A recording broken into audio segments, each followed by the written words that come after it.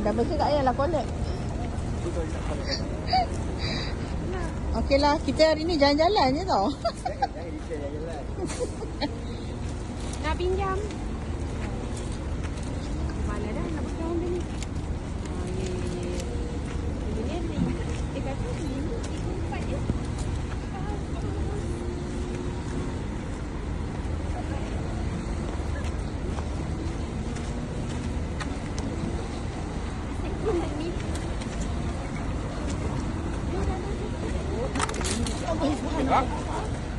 Awal nak ni.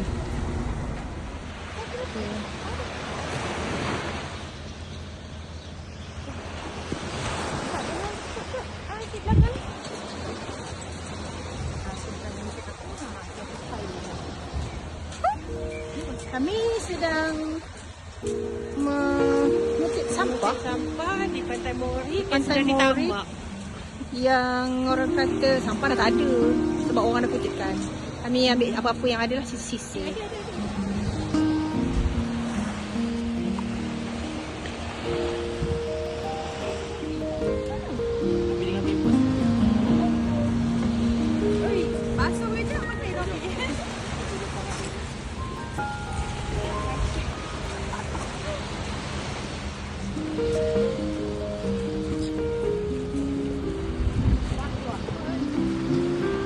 Entah dia orang pecahkan apa tu.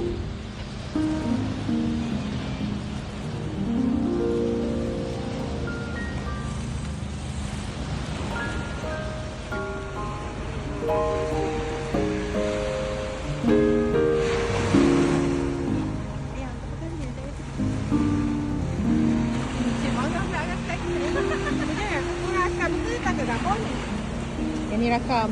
Alah, rakam. Tak apa, nanti aku buat video.